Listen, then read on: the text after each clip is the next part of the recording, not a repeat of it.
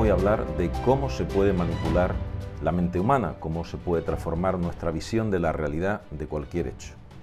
Para ello os traigo, de forma curiosa, una secuencia experimental, varios experimentos que se realizaron en su momento y que hoy en día, por la normativa ética, no se podrían realizar. Quizá ese conocimiento se hubiera llegado de otra manera, pero ese experimento en concreto, los experimentos que yo os voy a mostrar hoy, no estarían permitidos. La mente humana es algo tremendamente complejo, hasta el punto que es difícil incluso que quede definida. El cerebro y la mente no son cosas idénticas, si bien existe un vínculo muy estrecho, pero no son la misma cosa. La estructura neuronal es posiblemente a nivel geométrico la estructura más compleja que se pueda describir a nivel macroscópico en el universo. Y es el soporte de la conciencia, el soporte también de la mente. La mente es algo muy difícil de convencer cuando hay una serie de criterios que ya han sido establecidos y aceptados como válidos, pero muy fácil de sugestionar. Cuando nosotros damos por hecho un suceso o una reflexión, siembran un pensamiento semilla y lo aceptamos como válido, a partir de ahí se puede realizar cualquier tipo de razonamiento que acaba siendo verdadero para nosotros, pero falso en esencia. Y eso es lo que hoy os quiero contar en este vídeo. Si os gusta lo que os cuento, por favor, compartidlo en vuestras redes sociales. El niño se asustaba y al poco de recibir varias asociaciones de estímulos, es decir, tener el ratón blanco en sus manos y recibir el ruido, el estruendo de esa chapa siendo golpeada, empezó a aborrecer y a tener el mismo miedo solo siendo expuesto al estímulo, en principio positivo, del ratón, siendo el ratón un estímulo que pasó de ser positivo por asociación a ser un estímulo negativo. Tanto fue así que el niño desarrolló durante su vida, aparte de una fobia tremenda a todo tipo de roedores, aparte de eso, desarrolló alergia al pelo de gato y otro tipo de alergia y murió a los 6 años. No quiere decir que muriese por el experimento, murió por otras causas, pero el niño falleció a los 6 años. ¿Qué podemos deducir de este experimento a nivel práctico? Pues podemos deducir que cualquier exposición a un estímulo asociado a un estímulo positivo o negativo, al final acaba contaminándose y nosotros manchamos de esa emoción negativa el estímulo que antes era positivo. Si nosotros asociamos algo en principio bueno o agradable a algo desagradable, por coexistencia temporal, por secuencia en el tiempo, eso al final acaba condicionando uno de los estímulos, el negativo, al positivo. El niño jugaba alegremente con el ratón hasta que se sometió a ese estrés de los golpes sobre la chapa y al final el ratón blanco que le generaba tranquilidad, paz, amor, pues acabó siendo un estímulo fuertemente negativo. Ojo a los medios de información cuando nos sueltan noticias malas y malas y malas y se asocia a otras intermedio que puedan ser buenas, porque todo se contamina del mismo color. A todo el mundo le ha pasado, el condicionamiento clásico, coger una gastroenteritis y empezar a vomitar después de una comida y aborrecer esa comida que antes no gustaba durante mucho tiempo, incluso durante toda la vida. Ese es el condicionamiento clásico.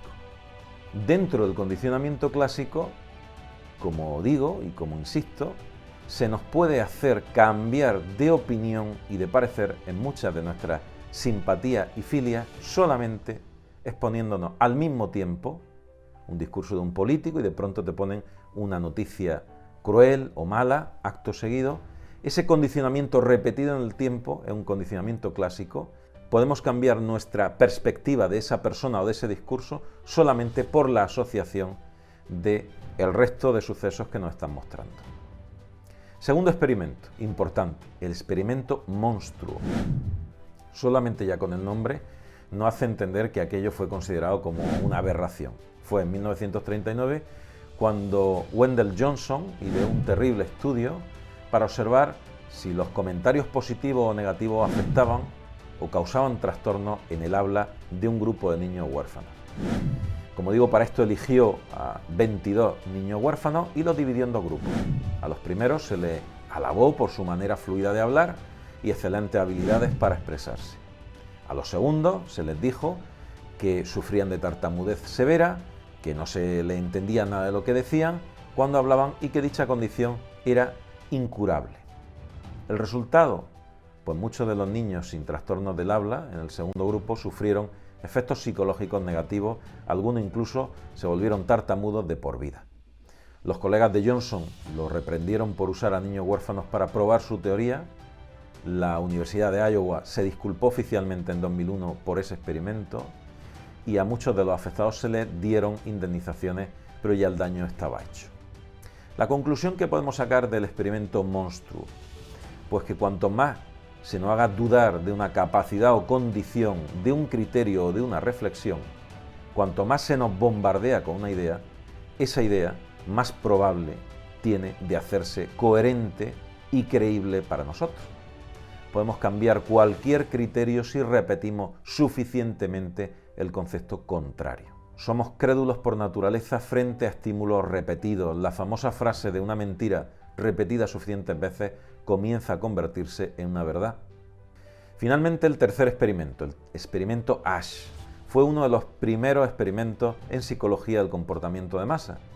El psicólogo polaco Solomon Asch fue uno de los pioneros de la psicología social y uno de sus más famosos experimentos lo que hizo fue constituir un grupo de estudiantes que identificaran en una ficha algo muy sencillo y algo muy evidente, la línea de las cartas de la derecha cuya longitud era igual a la referente de la carta de la izquierda. Parece absolutamente obvio, de hecho lo es. Pero, ¿qué contestaríamos si el resto de los participantes, totalmente compinchados con el experimentador y nosotros sin saberlo, eligieran al unísono otra opción? Si todo el mundo, si nosotros decimos que algo es blanco y el resto de la gente dice ante la misma pregunta que es negro. Pues concretamente el 36,8%, casi el 40% de la gente que tenía claro cuál era la respuesta, cambió. Cambió de parecer frente a la presión de los farsantes que mantenían un argumento falso, evidentemente falso. La conclusión de este experimento es clarísima, incluso se podría aplicar a muchas circunstancias que estamos viviendo. Es como ser libre frente a lo que defienden las líneas aceptadas de pensamiento es tremendamente complicado. Todo lo que no está en línea oficialista es difícil de contradecir, por muy en posesión de la verdad que se esté. Y eso es así porque la dificultad existe y estriba en que en ir en contra de lo establecido genera tal presión, cuando la mayoría defiende una teoría, sea la que sea, verdadera o falsa, que nadar contracorriente en la sociedad, una sociedad acomodada y anestesiada por el oficialismo, es tremendamente difícil y puede ser castigado por ello. Lo cierto es que solo falta un toque de censura con estos experimentos para acabar de socavar la tumba donde se pueda sepultar la libertad. Ninguno de estos experimentos habría sido hoy aceptado por un comité de ética, por diversos motivos. Quizá se hubiera llegado a la misma conclusión por otras vías experimentales, pero las conclusiones a las que se llegaron nos dicen mucho sobre el comportamiento humano y han dado soporte a líneas enteras de investigación que han ido engrosando el cuerpo doctrinal de la psicología moderna, sobre todo la psicología social y del comportamiento. Con este vídeo, yo lo que os quiero transmitir es una idea muy básica. Dudad siempre de lo que creéis es la verdad, porque la verdad, primero, tiene muchas caras y segundo, está sometida al tamiz del comportamiento psicológico de nuestra respuesta ante un estímulo determinado. Y eso puede estar muy manipulado por medio de comunicación, por toda la información que nos entra, por todas las vías que tenemos en este momento abiertas. Ese condicionamiento puede hacernos caer en una gravísima equivocación pensando que estamos en poder de la verdad. Muchísimas gracias por ver el vídeo, sobre todo por compartirlo en las redes sociales, en WhatsApp, en Facebook. Y os espero en el próximo vídeo. Espero que os haya gustado. Un fuerte abrazo.